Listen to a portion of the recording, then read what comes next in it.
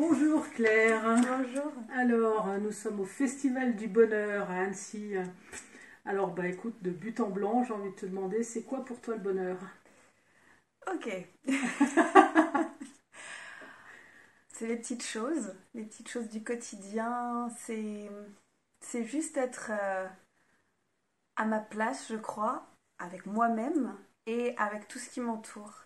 Que ce soit la nature, les éléments, les gens, ma famille, mes enfants, mes amis. Et me sentir juste, je sais pas comment expliquer, à cette pleine place Mhm. là de sérénité et même au milieu du chaos de la vie, de savoir appréhender les choses et s'adapter et flotter et surfer avec. Voilà. Pour moi, le bonheur, c'est pas que du positif. C'est Mhm. on avance avec toutes les vagues de la vie. Voilà, je dirais Ok, à peu près ça. Là, d'accord. comme ça.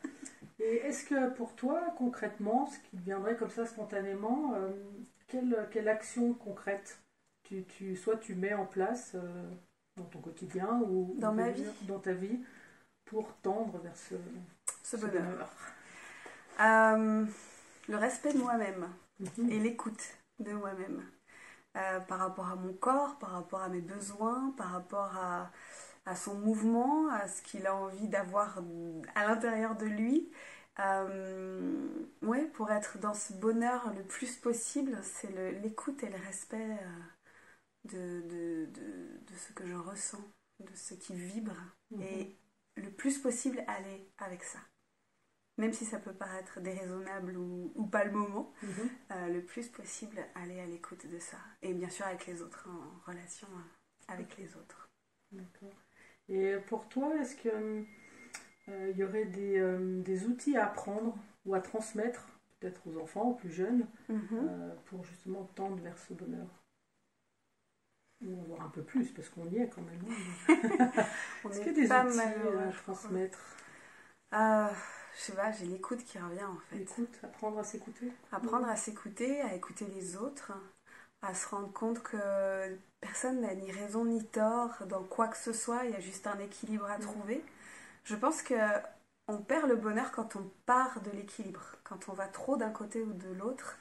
On commence à perdre quelque chose là et on est peut-être en souffrance ou en lutte ou en résistance. Là, du coup, le bonheur a difficilement sa place. Mhm. Et je pense que d'être à l'écoute permet de retrouver l'équilibre. Et du coup, dans l'instant présent, cet équilibre, tout est absolument parfait généralement parce qu'on apprend de toutes choses.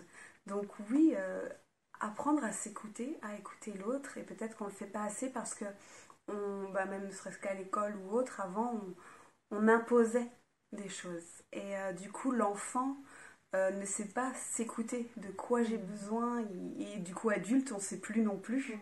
Et du coup, on attend que quelqu'un le dise pour nous, Mhm. alors que À c'est pas l'école, mais des fois à forcément la maison aussi, à la bien. maison aussi, bien sûr, ouais, je coupe pas, voilà.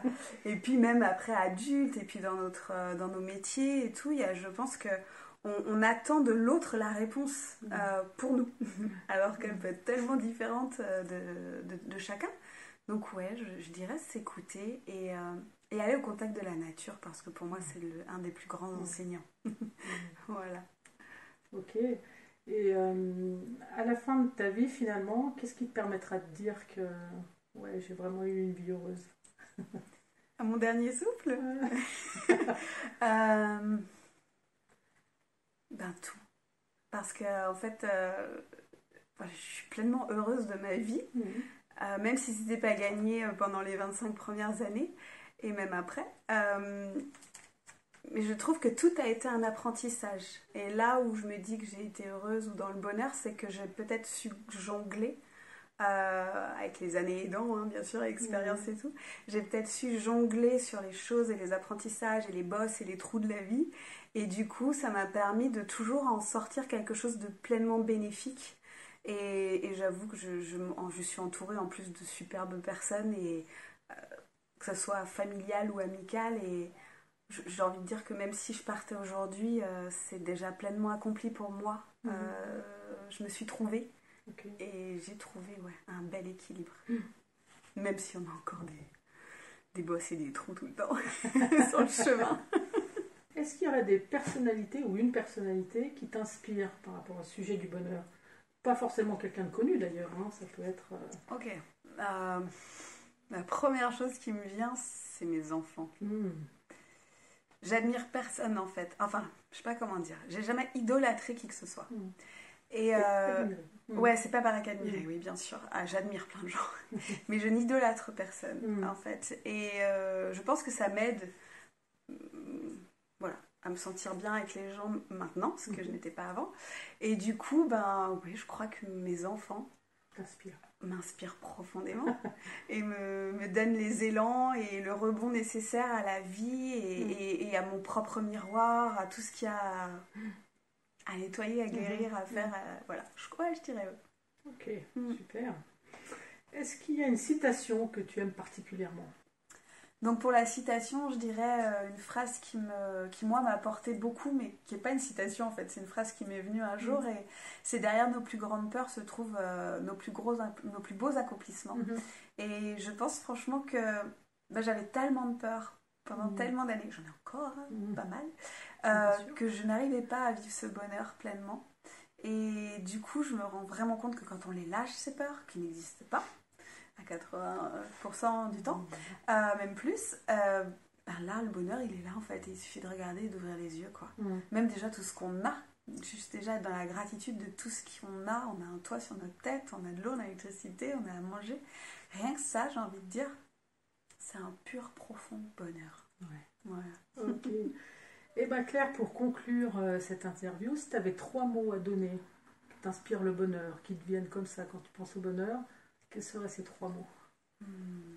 Rire, contemplation, et le troisième... Maximum 3, si c'est 2, c'est parfait. Hein. Gratitude. Ok. Je dirais ça. Génial. Merci. Merci beaucoup Claire. Merci à toi.